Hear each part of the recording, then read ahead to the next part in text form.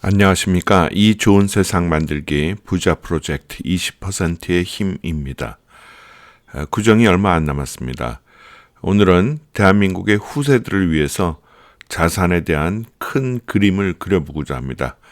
물론 이 그림은 현재의 상황에 맞춰 이야기 드리려 하는 것이니 몇 년 지나서 세월이 지나면 또 가격의 변동이 있으면 언제든 변할 수 있습니다.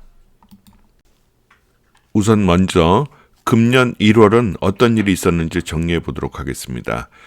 최근 2년간의 나스닥의 주봉인데요. 주간 상승률을 보면 나스닥은 0.17% 하락, S&P 500은 0.34% 상승, 다우는 0.42% 하락이었고요. 연간 상승률은 나스닥 0.97%, S&P 500 1.17%, 다우는 1.05% 상승 중입니다. 사상 최고가 대비 하락률은 3대 지수 전부 미미하고 S&P 500과 다우지수는 1월 달에 2주차에 신고가를 경신했습니다. 미국 주식은 작년 10월부터 박스권에 갇혀있는 상황인데요. 미국 기업은 이익률이 연 10% 정도 성장하고 있는 중이니 박스권에 갇혀있는 경우 시간이 지나면서 PR이 낮아지기 때문에 다시 주식이 움직이기 시작할 수 있으니 기다리시면 되겠습니다. 최근 1년간의 지수 상대 비교 차트입니다. 1년 전에 한국 주식을 샀다면 무려 코스피가 107.15%나 상승했고요. 코스닥은 54.72% 상승입니다. 나스닥은 17.16%, 다우는 9.75% 상승 중입니다. 제 평생에서 이렇게 한국과 미국이 역전되어 차이나는 것은 처음입니다. 개인적으로는 영업이익 증가를 믿을 수 있는 삼성전자하고 SK하이닉스를 작년 12월에 매우 조금 샀는데요. 제 투자 경험상 한국 주식으로는 큰 재미를 못 봐서요.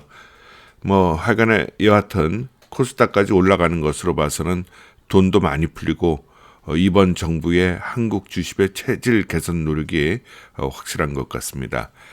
다만 아직까지 한국 주식은 몇 개 기업을 빼놓고는 영업이익 전망 등을 기업들이 내놓고 있지 않고 또 내놓더라도 믿을 수가 없어서 아직 한계는 있으나 선진화가 계속 지속된다면 언젠가는 괜찮을 수도 있겠다는 생각이 최근 들기도 합니다. 다만 10년 이상의 장기로 봤을 때 한국은 인구가 줄어들고 노인 인구 비율이 높으면서 생산성 인구의 감소로 특단의 대책을 세우지 않는다면 하락의 길로 들어가기가 더 쉽다는 생각을 꼭 바탕에 깔고 투자를 하셔야지 실패하지 않을 것이라는 생각이 듭니다. 향후 경제 주요 이벤트로는 2월 4일 졸츠 구인 이직 보고서 발표가 있고 2월 6일 실업률 발표, 2월 11일 소비자 물가지수, 2월 16일 워싱턴 탄생일로 휴일입니다. 2월에는 정말 중요한 기업 실적 발표가 많은데요. 2월 2일 팔란티어 월트 디즈니, 2월 3일 AMD 파이자, 2월 4일 알파벳 일라일리, 2월 5일 아마존 엑셀에너지, 2월 19일 월마트, 2월 23일 버크셔 해서웨이, 2월 25일 매우 중요합니다. 엔비디아의 실적 발표가 있습니다.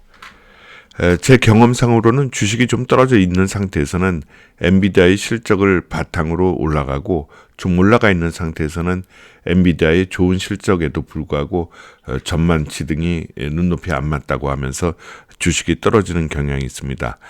따라서 주식이 올라가면 떨어지고 떨어지면 올라가니 평균값을 찾아간다고 생각하시면 되겠습니다.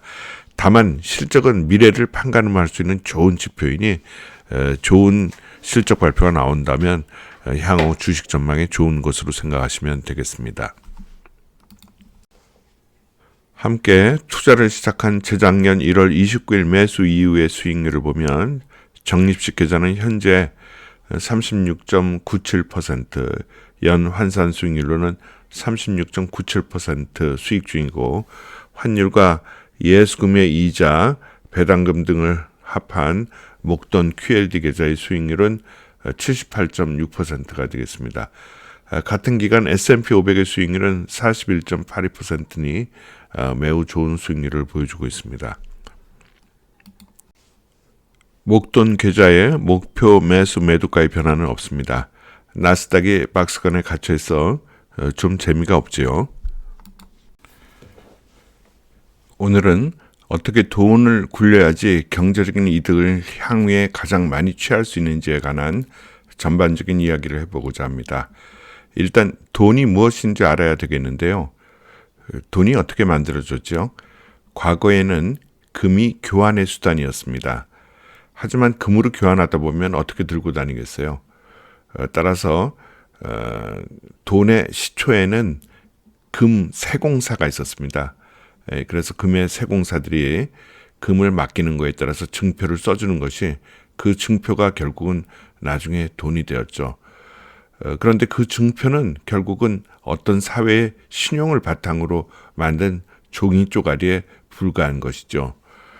따라서 신용을 바탕으로 만들어졌다는 것에서부터 재테크의 모든 것이 시작된다 할 수 있습니다.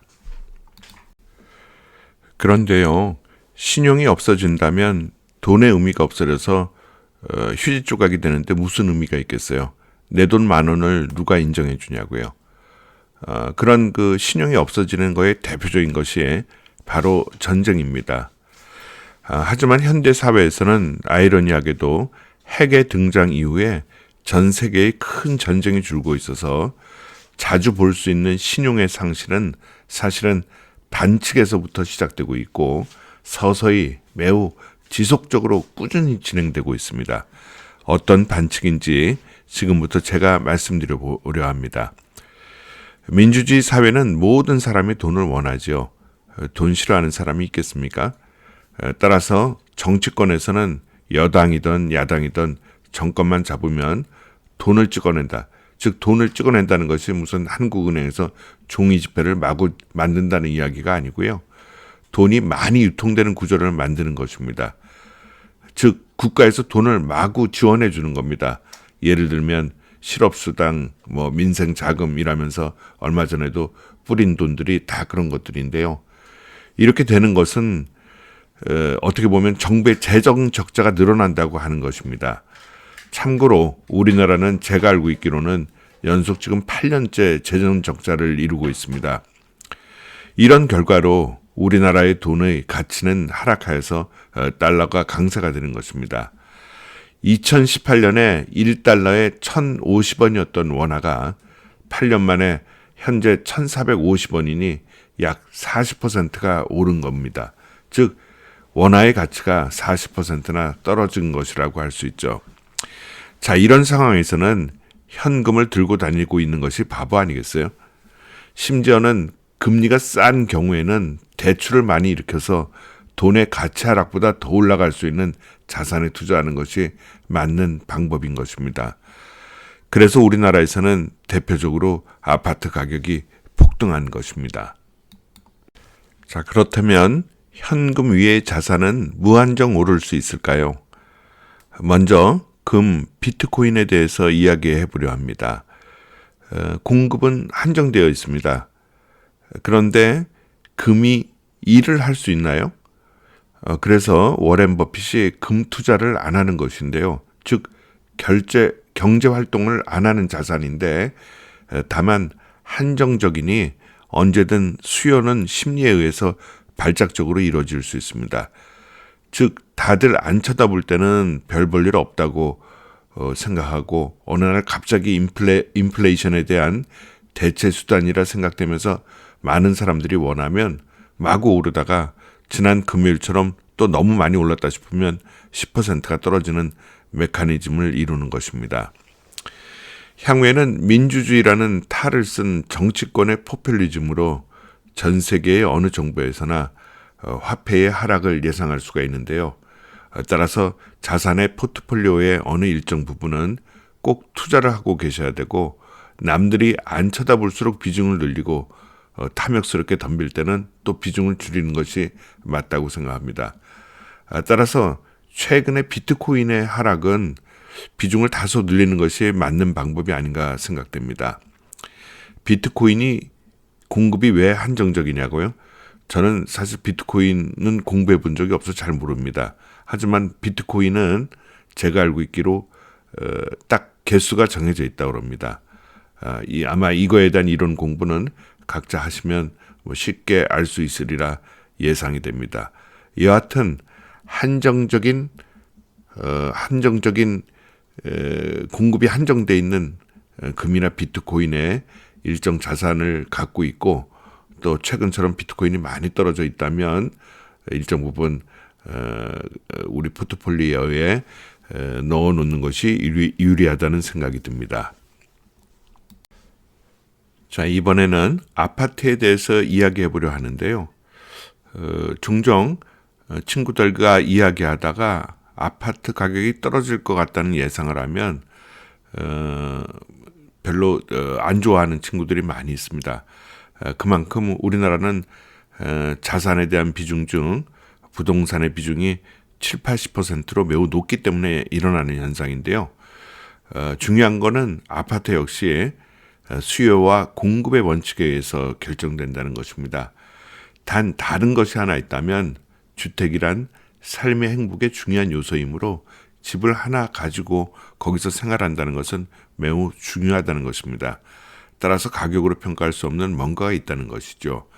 다만 우리나라에서는 아파트를 재테크의 수단으로 생각하는 비중이 다른 나라에 비해서 매우 높다는 것입니다. 왜냐하면 꾸준히 올랐으니까요. 여기에는 사실 표를 의식한 정치권도 한몫하고 있는데요. 예를 들어 몇 년 전 PF 사건으로 2022년에 우리나라 부동산이 제자리를 찾을 수 있는 기회가 한 번 있었습니다. 즉 둔촌 주공 아파트의 미분양 사태가 예견된 상황에서 그때 윤 정부가 주택가격 하락으로 연쇄 기업들의 부도 위기를 염려하면서 둔촌 일병 구하기에 나선 것이고 그 후 주택가격은 다시 한번 뛰게 된 것입니다. 그런데 우리나라는 왜 부동산을 재테크의 제1수단으로 삼았냐 하면 농경지 문화와 사냥 문화의 차이에서 나온 태고적 이야기 말고도 우리나라는 일제시대라는 기구한 역사를 가지고 있는 것이 한 원인이라 생각됩니다. 즉 일본 사람들이 한국에서 부동산을 소유할 때 세금을 적게 내야 자기들이 이루었으니 소유세에 대한 개념을 없애버린 것입니다. 반면 현재 전 세계의 대다수의 국가는 소유세의 개념이 부동산에 있고 양도세는 있어도 매우 적습니다. 이래야 집값이 많이 안 올라가고 집값이 많이 안 올라야 국민들은 행복하고 경제가 잘 돌아간다는 것을 수백 년의 역사를 거치면서 전 세계의 모든 국가들이 알게 된 것이죠. 보통 전 세계의 대부분의 국가들은 약 1%, 즉 10억이면 10억의 집값이면 연 1%를 소유세로, 즉 1,000만 원이죠. 소유세로 내고 있는 것입니다. 우리나라도 정치권이나 부동산의 박사님들이 모르지는 않을 텐데요. 부동산 가격이 떨어지는 것을 매우 두려워하기 때문에 계속 수건이 아닌 폭탄 돌리기를 하고 있는 것입니다. 다만 최근에 이재명 정부의 인기가 높아서 지방선거가 끝나면 드디어 실행하지 않을까 하는 생각이 드는데요. 지켜보아야 되겠습니다. 집값이 10년, 20년 우리나라가 장기적으로 보면 어떻게 될까요? 아마 우리나라는 인구가 줄어들고 성장률이 지금처럼 저조하다면 수요 공급의 원칙에 의해서 지속적으로 하락을 예상할 수 있습니다. 아파트에 돈이 묶이지 않고 돈이 돌게 하는 것은 우리나라의 미래를 위해서 꼭 필요한데요. 대한민국의 미래를 위해서 이재명 정부가 정말 할 수 있을지 궁금합니다. 왜냐하면 생각보다 주변의 기득권의 저항이 만만치 않을 거거든요. 자, 이제 대한민국의 주식은 어떤가요? 돈을 찍어내니 상승이 맞는데 적절한 주주 환원에 관한 법률 등으로 상승이 촉발되어 수십 년간 저평가되어 있던 기업들의 평가가 제대로 이루어지고 있는 현재의 과정입니다. 다만 아직도 우리나라의 기업들의 실적 발표는 믿기가 어려워서 신뢰를 지속적으로 쌓아야 될 것으로 사료됩니다. 자, 이제 마지막으로 미국 주식에 대해서 알아보도록 하겠습니다. 미국 주식은 미국의 기업들이 매년 10%의 이익을 내고 있고 꾸준히 우상향하고 있습니다. 매년 10%의 이익을 내고 있으니 주식 가격이 매년 10% 정도 이익을 낸다는 것과 똑같은 이야기입니다. 또한 국내의 재정 적자 등에 의한 국내 원화 화폐의 하락을 상쇄할 수 있는 것이 달러이니 매우 좋은 자산이죠. 하지만 물론 달러도 가치가 하락할 수 있습니다. 미국 주식의 장점은 기업들의 기업 실적 발표가 매우 객관적이고 전망도 매우 투명하다는 것이죠. 따라서 우리는 미국 주식의 미국 기업들의 PER을 수시로 체크하면 거품을 어느 정도 예견할 수 있습니다. 따라서 마음 편하게 투자하는 것으로는 미국 주식만한 것이 없으리라 예상되고 있습니다. 자, 너무 욕심내지 마시고요. 20%의 수익이면 대단한 것입니다. 자, 20%의 복리 수익으로 10년에 6배, 20년에 약 35배, 30년에 약 200배, 즉 1억으로 30년 뒤에 200억 만드시고 행복을 즐기시면 되겠습니다. 지금까지 이 좋은 세상 만들기 부자 프로젝트 20%의 힘이었습니다. 감사합니다.